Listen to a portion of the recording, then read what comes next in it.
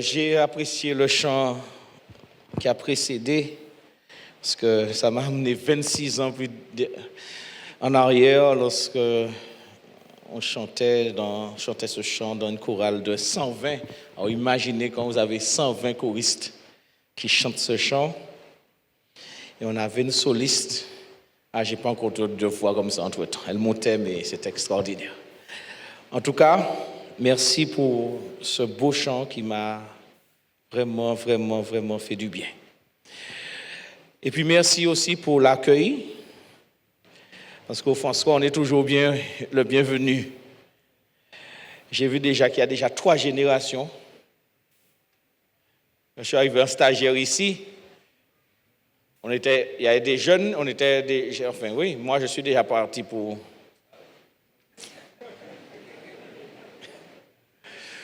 Mais j'ai vu que ceux qui étaient aux éclaireurs ont déjà des enfants aux éclaireurs. C'est une affaire extrêmement sérieuse. Hein? Je n'ai pas vu passer le temps, mais le temps passe. Mais oui, je vois les jeunes là qui ont déjà des enfants aux éclaireurs. Je vois Donald qui arrive avec... c'est extraordinaire. Extraordinaire. Continuez à maintenir, encourager vos enfants à amener leurs enfants au pied de Jésus. Le sujet qui nous intéresse, c'est où suis-je, où est mon engagement, quel est mon positionnement par rapport à la mission de l'Église en ce monde. Le texte de base que je vous propose de découvrir se trouve dans le livre de Matthieu, chapitre 21. Le livre de Matthieu, chapitre 21, c'est dans ce chapitre que Jésus aborde un sujet profond de l'amour pour Dieu et l'amour pour son prochain. Quel rapport y a-t-il avec le Saint-Esprit? Quel rapport y a-t-il avec le message, la mission que nous avons? Ce matin, je vais faire un rappel de la mission que nous avons, mais il nous faut aborder ce texte pour comprendre le sens de ce que Jésus dit. Dans ce livre, chapitre 21 de Matthieu, à partir du verset 23, vous avez trouvé vos Bibles? Vous avez trouvé la page? Je vois, oui, d'accord, il y a qui ont les iPads, mais je préfère toujours le iPad. Celui-là ne bug pas.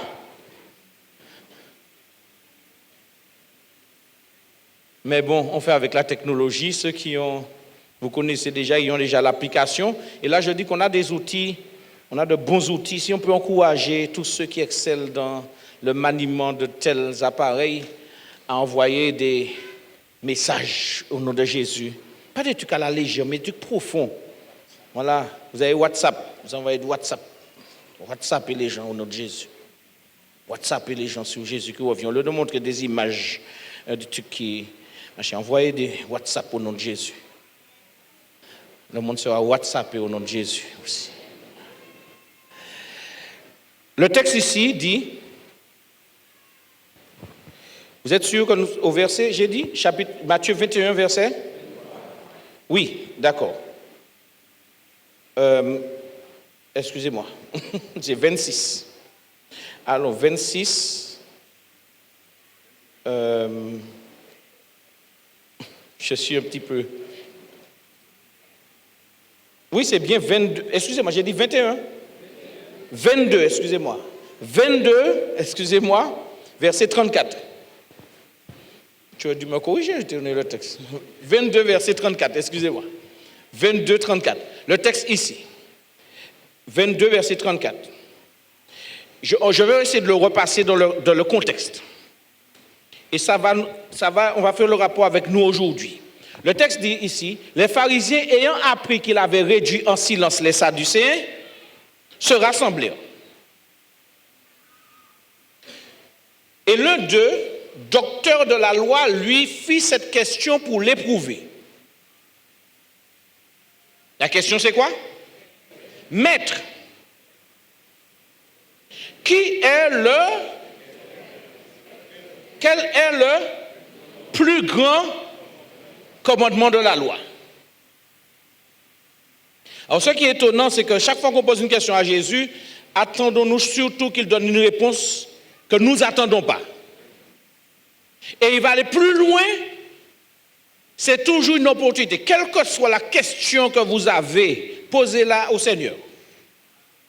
Il ira toujours plus loin et au-delà avec vous. Ça, je peux vous confirmer. On lui pose la question. Alors, pour replacer le contexte, il y a une guerre au sein du peuple de Dieu.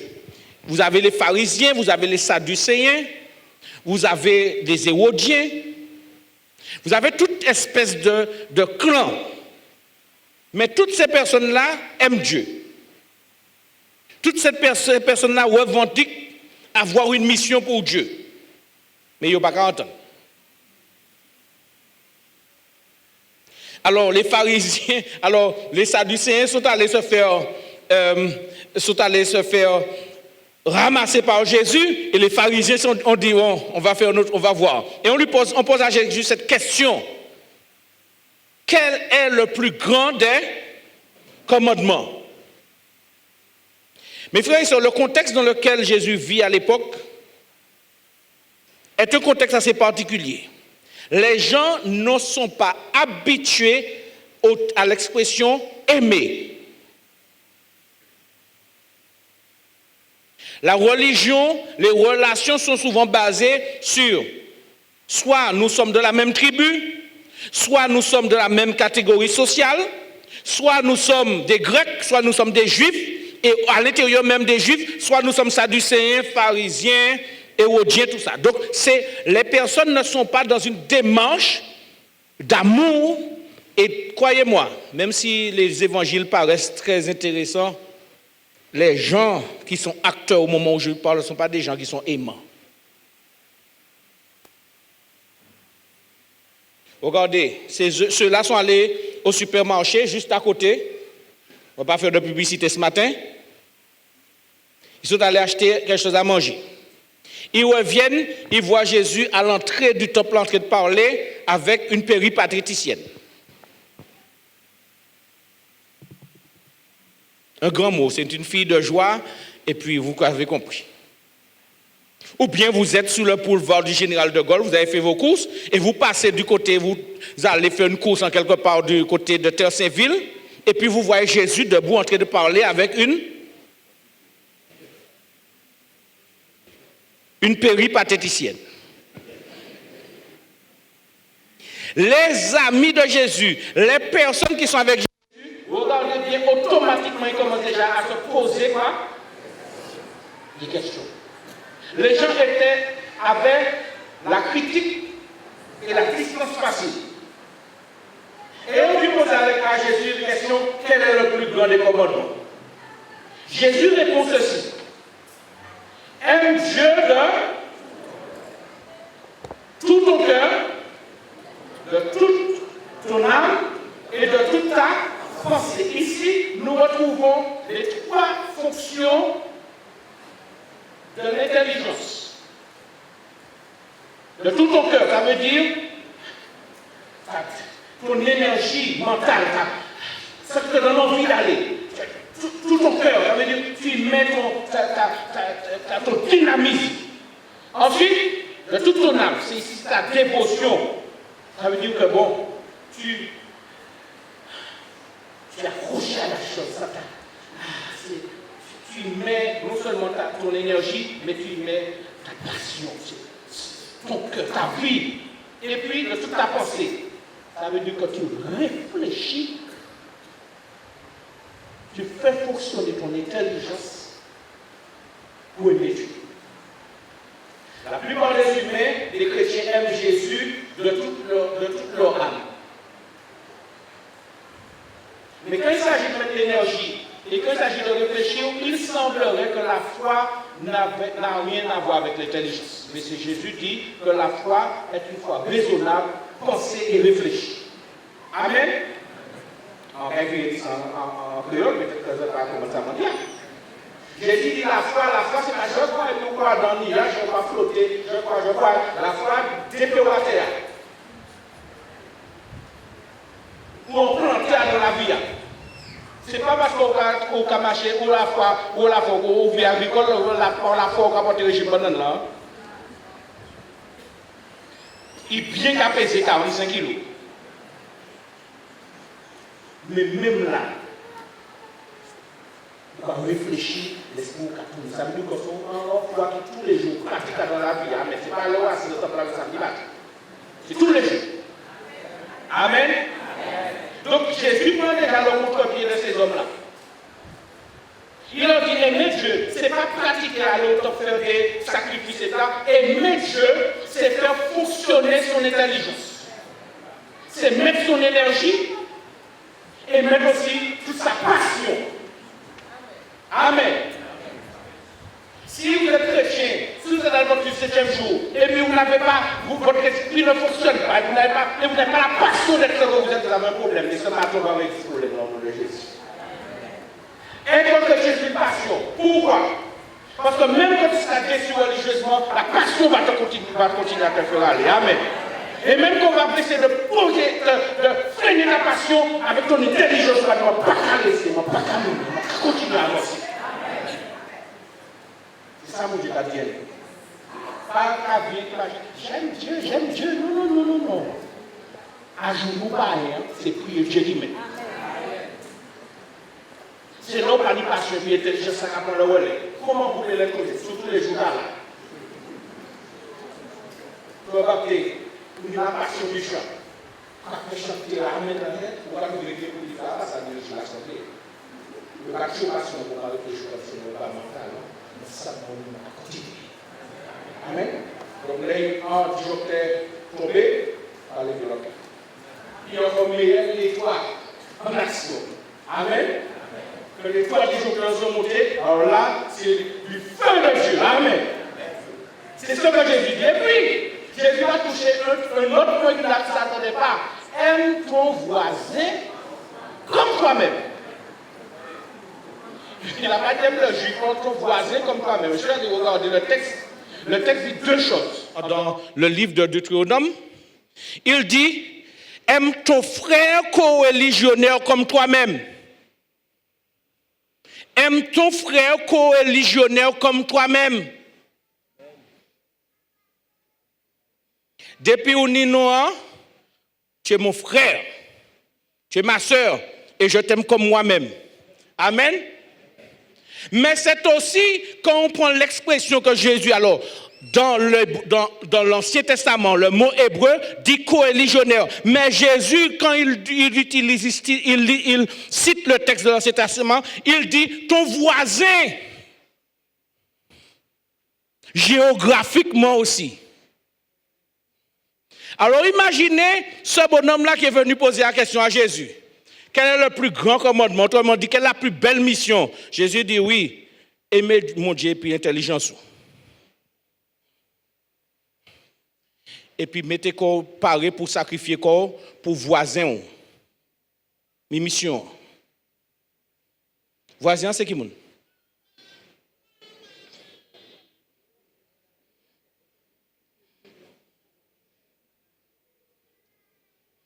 C'est ton co-religionnaire qui est assis sur le même banc que toi ou à quelques bancs de toi. Amen. Ton voisin, c'est celui qui a tué ton poulet il y a la dernière fois là en mettant du thémique.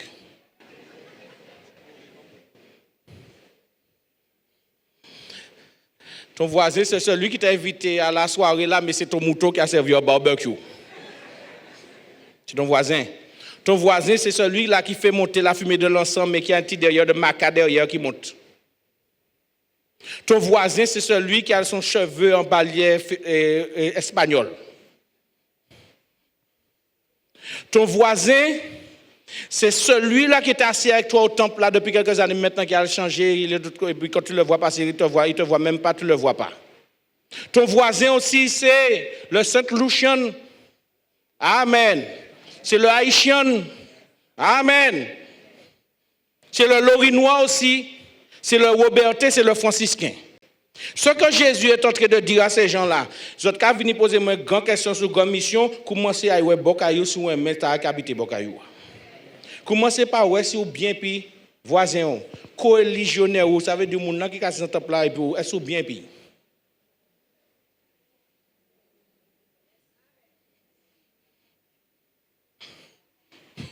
Je ne sais pas si exprès tu m'as fait de garer au fond là, parce que j'avais des agarrés dehors au cas où. Hein.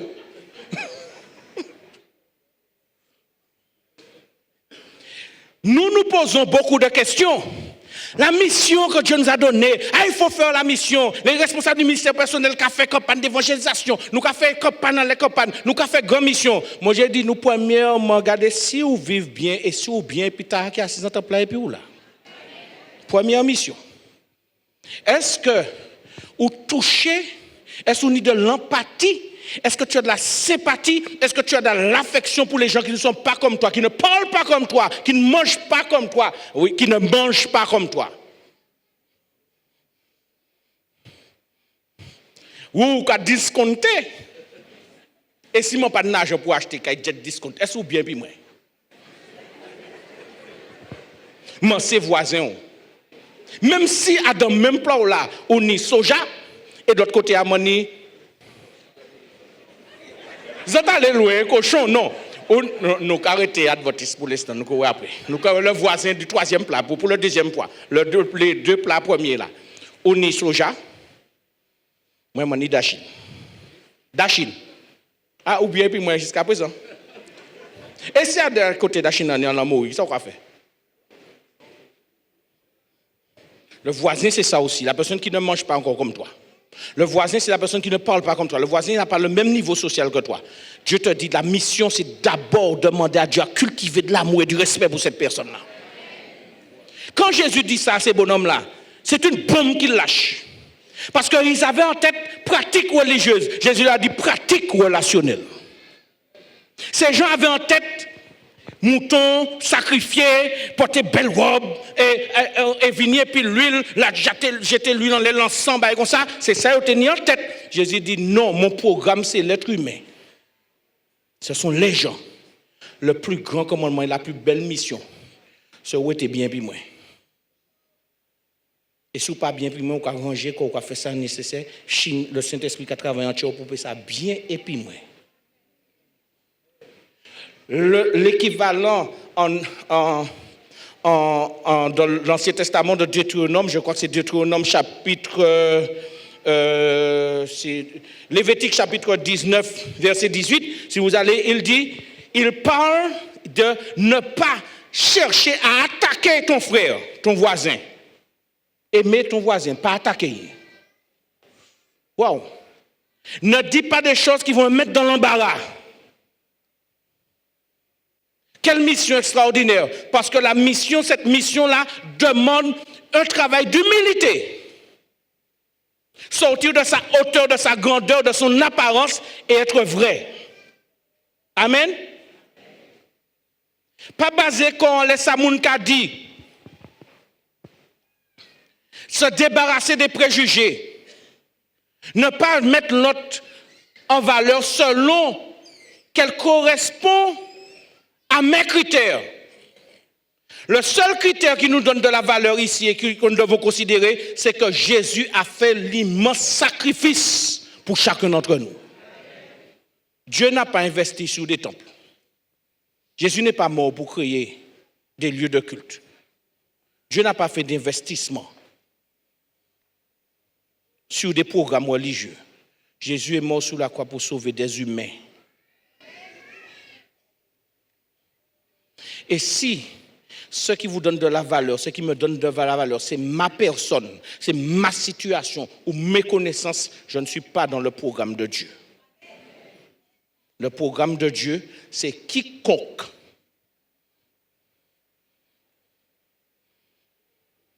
le voisin,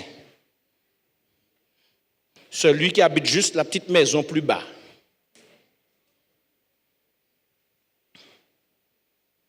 C'est le voisin.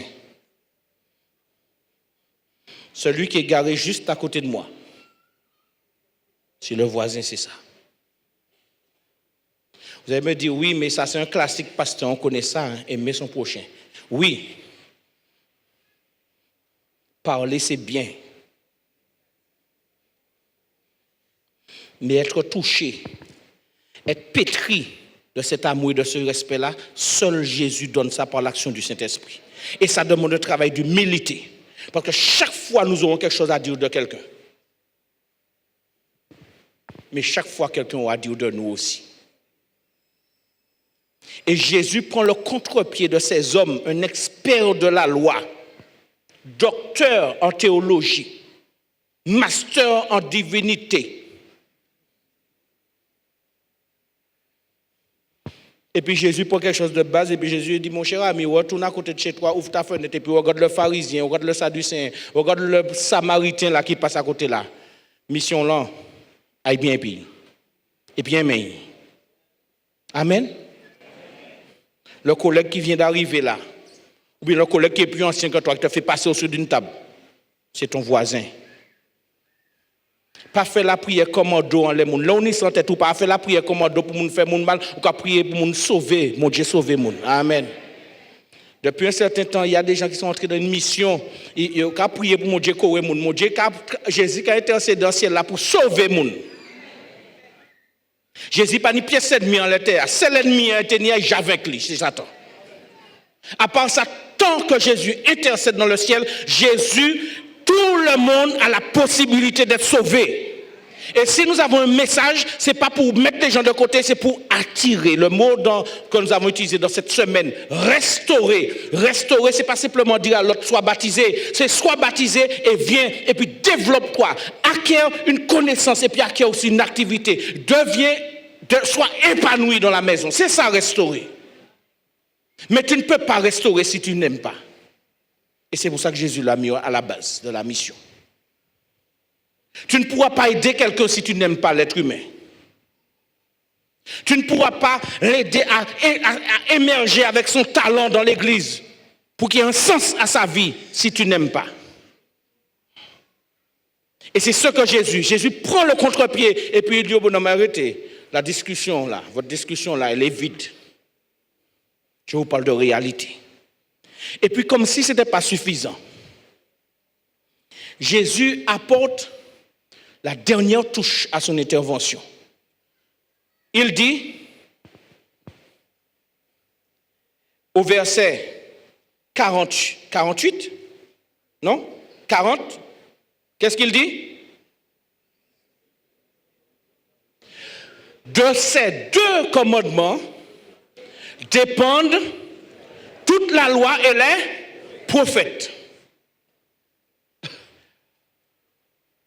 De ces deux commandements dépendent toute la loi et les prophètes. L'expression, le mot en grec ici dit sont dépendent, ça veut dire sont suspendus, ça veut dire vous enlevez la passion pour Dieu, vous enlevez cette force, cette envie de servir Dieu, vous enlevez l'amour que vous devez à tout être humain, la loi ne te sert à rien et les prophéties à rien du tout non plus. La loi et puis les prophéties. Des bagailles l'église adventiste ni comme étant la base de l'enseignement. Amen. Si moi assise bon matin là et que moi ka nourrir en cœur bas quel que soit mon là, moi n'y a un problème soit et puis la loi, soit et puis la prophétie, soit et puis les deux. Ce n'est pas un luxe que nous nous faisons lorsque nous prenons le temps de prier, de demander au Saint-Esprit de nous emmener sur un chemin d'humilité pour que dans cette église règne la paix, le respect, l'amour et l'empathie. Ce n'est pas un luxe. Ce n'est pas un luxe que nous nous payons depuis ce mois-là, de dire qu'on a arrêté tous les programmes et qu'on réfléchit vraiment sérieusement à qui nous sommes et à ce que nous faisons. Parce qu'on peut prôner la loi, on peut prôner les prophéties. Si à la base du cœur de chacun, l'Esprit de Dieu n'a pas emmené cet amour pour Dieu, cette ferveur pour Dieu, cette passion pour Dieu, et puis cet amour et ce respect pour l'autre, nous avons un problème. Toute notre musique, respect pour les autres, pas qu'à servir à rien. Respect pour les autres, mes frères. Tous nos programmes, aussi élaborés, ne servent à rien. Respect pour les autres qui dirigent, qui ont fait programme. Toutes nos opinions, respect pour tout ça qui a pensé que l'église c'est Babylone, l'église pas bon, pasteur t'as pas bon, t'as meilleur, ancien t'as pas bon, frère t'as pas bon. Tout le monde là qui a opinion, les monde là, ça pas qu'à servir à rien. Le Saint-Esprit ne fait pas un travail pour qu'il y ait des programmes. L'Esprit de Dieu fait un travail pour que les cœurs changent. Il y a deux axes sous lesquels nos cœurs doivent changer. Notre attitude envers Dieu et notre attitude envers les autres. Et l'essentiel de notre mission, surtout pour une église qui parle de la prophétie. Je ne vous pas la fond de vous dire que la loi de Dieu n'est pas abolie. Ça nous a dit ça, tout le monde. Ah, la loi de Dieu n'est pas abolie. Ah, la loi de Dieu n'est pas abolie. Mon Dieu n'est pas abolie. Il faut nous juste pour coûte là-dedans pour faire comme on n'est pas aboli.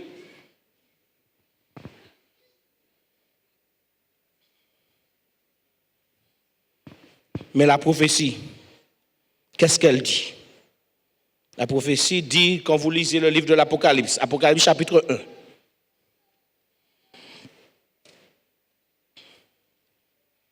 Apocalypse chapitre 1. Je vais peut-être dire des choses qui vont peut-être frustrer mes frères et sœurs si vous parlez au Adventiste du 7e jour et pour parler en passion quand même, on est en problème. Je ne parle pas de passion, je parle de quelque chose qui, quel que soit où vous allez, amen. Ou savoir, vous connaissez valeur. Et si on ne peut là, on va chanter. Si on ne peut pas chanter, on va là. Mais on va aller quand même. Assieds-toi ici. Ah, on m'a donné une place d'honneur. Mais il faut qu'on sache aller assis à l'arrière. Aller assis à l'arrière aussi.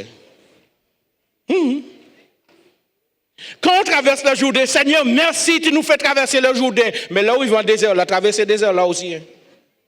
Amen. Si nous n'avons pas cette passion, si nous n'avons pas cette passion qui fait qu'on aime Dieu, on continue à aller, Seigneur, moi pas bon, moi péché encore bon, moi pas ça qui t'en manqué bon, mais Seigneur, ou bon, moi aller toujours. Et pourquoi dire même là-bas, frère?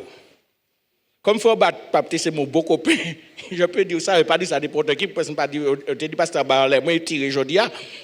Frère Baptiste, même si vous bon, moi, j'aime quand même. Même si vous arrivez à moi, j'aime quand même. Là, pas bon, et puis moi, j'aime quand même. Ah, ouais, moi, ça amène. Là, nous, quand dit mon Dieu, tout le monde a dit, ah, mes frères et sœurs. Mais, je si c'est Lambert, moi, pas bien pour. Si c'est Onier, ça va être tout. Si c'est Paul, pas bordé. Mais là, Jésus commence à souquer Onier, Lambert, Paul.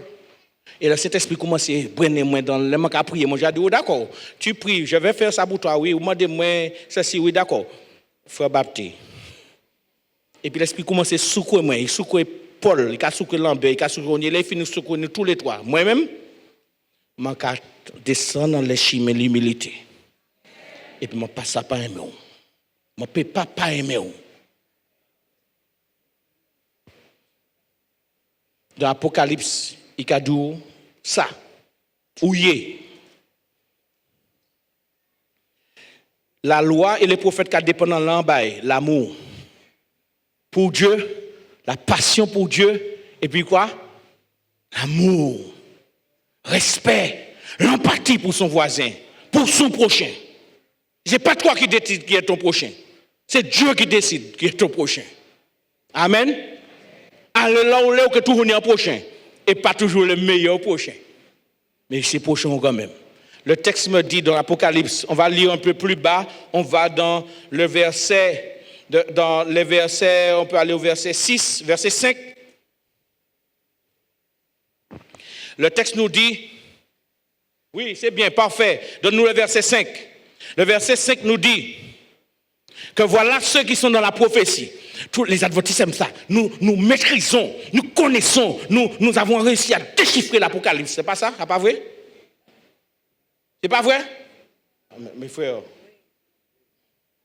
C'est pas vrai? Aujourd'hui, dans le monde des savants, des recherches, de ceux qui sont des savants en matière de théologie, qui font des recherches, on reconnaît à cette église une solide maîtrise de la prophétie. Ah bon, moun nan pa epi nous, il a dit nous autres bon, pas dire amen? Mes frères, nous avons une bonne maîtrise de la prophétie. Il faut pas fois qu'on dit nous on fait un bail bien. On nous dit amen. Le socle de notre enseignement est basé sur 2 livres prophétiques essentiels pour la fin, Daniel et l'Apocalypse. Tout le monde pas dire ça, pas vrai, amen?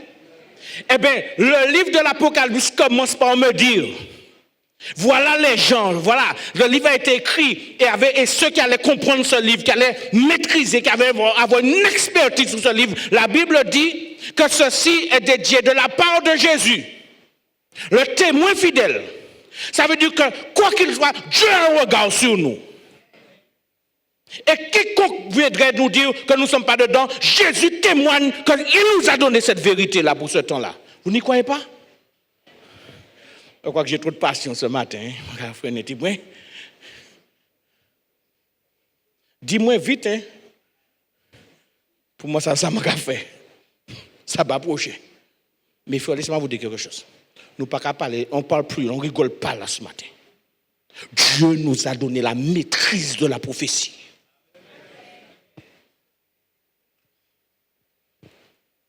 Notamment du livre de l'Apocalypse. Nous avons reçu les révélations de Dieu dessus. De la part de Jésus, le témoin fidèle. Jésus a dit, même si tu doutes, moi, je suis témoin de ce que je t'ai donné.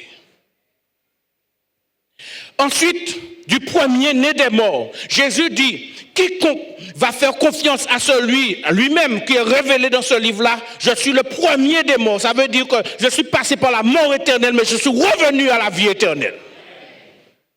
Et quiconque suit mon chemin a cette certitude. Je ne vous parle pas de ce relevé de Maria, de toute espèce de machin, mais je parle de mieux que ça. Je te dis, ah oui, Maria nous a épargné.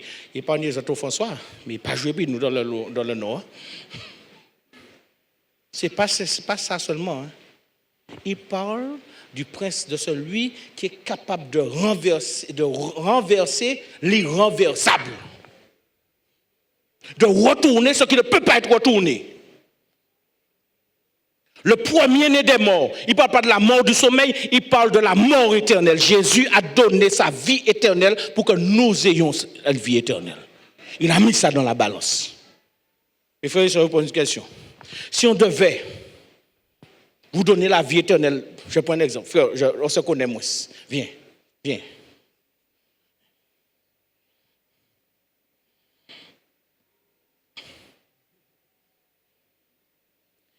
Si demain matin tu te réveilles et tu sens que l'environnement est différent, l'air est différent, l'atmosphère est différente, et puis là où vous yeux, vous regardez, on est Gabriel Beau, ou Moïse Beau, ou Élie, Jacques, comment vas-tu? Rappelle-moi ton prénom. Jean-Michel. Comment vas-tu, Jean-Michel? Bienvenue ce matin parmi nous. Merci. Ça veut dire jamais Jean-Michel là. Donc ça fait dire merci. Je ne suis pas en train de dire que l'homme au ciel là. Je suis en train de te dire que l'Éternel t'a amené dans l'éternité pour qu'elle vive dans l'éternité. Et puis pendant là encore l'ange qui a marché, encore Jésus qui a intercédé par pécheur comme moi. Jésus qui a intercédé ou nous encore Jésus qui a intercédé puis bah nous mais où j'arrive en l'air. Ça où t'es qu'à fait. Où t'es qu'à virer descendre. Non, c'est ça. Ne me réponds pas, mon frère. C'est derrière, mon frère. Le frère dit non. Hein? Ce serait une grande joie pour moi. Tu serais quoi? Ce serait une grande joie pour moi. Ce serait une grande joie pour toi. Et puis tant pis pour nous qui en bas. Non, mais mes frères, il ne faut pas parce que là, ça dans votre toit. Mais il faut nous laisser demander. Mes frères, si bon Dieu fait moi ça demain, mais il faut débrouiller comme ça. Moi, j'en ai. On nous parle franchement. Il y a une personne là qui serait redescendue? Arrêtez, on ne va pas faire quoi? Vous êtes, vous serez redescendu? Vous avez dit de toute façon, Jésus a intercédé. Ça qui est monté, il y a ça qui a fait nous, pas de virer descendre. C'est pas vrai? Eh bien, Jésus était déjà là de toute éternité. Il a mis ça en jeu pour venir nous chercher. Voilà ce qu'on appelle de l'amour. Amen. Nous pouvons monter ensemble. On peut y arriver avant moi. Amen. Voilà ce que le texte dit, qu'il est le premier des morts. Ça veut dire quoi? Il a mis sa vie éternelle en jeu. Pour faire quoi? Pour notre vie gâchée. Voilà ce qui fait votre valeur, chers frères et sœurs. Ce n'est pas ce qu'on dit, on pense de vous qui fait votre valeur. C'est ce que vous êtes, dont vous êtes sûr en Jésus-Christ qui fait votre valeur. Et ça doit motiver la vie de tous les jours. Sous soleil, sous Maria, qui peut créer nous les. Ou savent que n'y a monde là qui mettait la vie en éternel en jeu bas. Yo dit bonjour, qu'on continue à aller, ou pas dit bonjour, qu'on dit bonjour. Amen. Yo pas dit bonjour, ou qu'on dit bonjour. Amen. Yo souris bas. Yo pas souri ba ou ka bal plus belle sourire. Amen. Ou savent qui monde qui valent, ou savent sagesse. Le prince des rois de la terre. Zot ka mette Macron, Poutine, Merkel la réunie. M'a dit bonjour, comme m'a dit zot bonjour. M'a pas ni pièce révérence pas pour tirer machin. M'a en bas l'intercession du roi des princes de la terre. Chaque grand sorcier qui a venu, je faire être tranquille. J'ai peur, le message a été descendu. Il peut jeter qui soit il est ou en bas Jésus-Christ. Si monsieur a estimé que au soir il a décidé de prendre glisser dans les tol là, au lieu d'aller crier, venez prier pour moi, ou qu'à sortir dehors. Ou qu'à dire pendant qu'on a glissé, on a prêté Jésus en ciel là-bas, viens monter, pas qu'à vivre encore. Amen. Mes frères, quand il dit les princes des rois de la terre, ça veut dire quiconque se donne une importance sur la terre, quiconque se donne une prééminence sur la terre, Jésus, ton maître, ton ami, est au-dessus. Et si Jésus est au-dessus, tu es un candidat au salut comme moi. Vous allez voir monsieur, notre maire du Lorrain, de François. Monsieur Otis, est-ce que je pouvais avoir un petit peu de matériaux pour faire le chemin près de chez moi, qui a des trous depuis?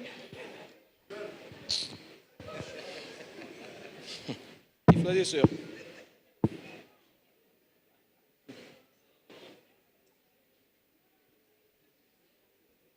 vous savez qui vous servez?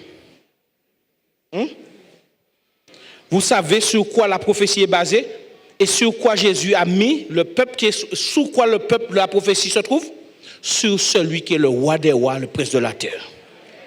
Je ne vais pas arriver à parler de mission artiste comme si c'était pas camarade, c'est un homme politique, c'est un homme responsable, je ne vais pas parler de dignité puis responsable, mais je ne vais pas plus bas que mission artiste. Parce que le Jésus dit qui est le nôtre, si artiste dit moi aussi, moi là aussi, amen. Ah oui, s'il parle, mais moi là aussi. Il est candidat au salut. Comme mon bon ami, le maire du Lorrain, M. Pamphile, c'est mon bon ami. Et quand j'ai le chemin à faire, je lui dis, les pierres ou les trous qui m'empêchent de passer sont ni à droite, ni à gauche, ni au milieu, ni au mime, ni au ceci, là. Il y a mi-temps chimé à chez moi. Monsieur le maire, pouvez-vous faire le travail? Je suis prêt à donner 2 coups de pelle pour faire le chemin. Amen. L'affaire est réglée. Je sais le roi des rois, le prince, celui qui est au-dessus de tous les princes. Ce dont nous parlons là, mes frères et sœurs, nous parlons de la mission, ce qui fait qu'on aime notre mère, ce qui fait qu'on aime notre voisin, ce qui fait qu'on aime nos frères et sœurs. C'est pas parce qu'on est obligé, c'est parce qu'on a rencontré le prince, le maître de toutes choses. Et ça nous donne envie d'aller. L'autre ne t'aime pas, mais tu n'es pas, il ne peut pas t'obliger à le haïr. Quand tu es en Jésus. Et ce n'est pas fini. À celui qui nous aime, qui nous a délivrés de nos péchés par son sang. Jésus nous a délivrés du péché par son sang. Demain, si nous avons l'occasion et que Dieu nous prête vie, nous allons voir la profondeur de la mission basée sur ce que Jésus a fait en donnant sa vie. Mais Jésus m'a délivré, il ne m'a pas mis captif. Il ne m'a pas mis captif de la pensée d'une autre personne. Il ne m'a pas mis captif d'un système. Il m'a délivré. Qui se comporte en délivré ici là? Qui ce matin dit Seigneur, merci pour la délivrance. C'est pour la liberté, redondance théologique, mais redondance qui confirme ce que Dieu a fait. C'est pour la liberté que Jésus nous a libérés. Amen. Et c'est extraordinaire. Mais au-delà de Jésus a sauvé ma peau. Le texte suivant dit quelque chose. Donnez-nous que ça s'affiche. Marquez-le sur votre Bible. Soulignez-le sur le iPad. Mais ne l'oubliez jamais. Il a fait de vous un royaume de sacrificateurs pour Dieu. Là où aucun pharisien, sadducéen et autres ne voulait que j'entre, voici que Jésus me dit, il a fait de moi, de nous, un royaume de sacrificateurs pour Dieu. Amen. Ça veut dire tout le monde ici. Alors, vous allez mettre du pasteur, je n'ai pas encore entendu le mot, mais je vais le mettre au féminin aussi. Il y a des sacrificateurs. Tous ceux qui sont en Jésus, qui ont été baptisés en Jésus, sont des sacrificateurs et des sacrificatrices pour Dieu. Amen.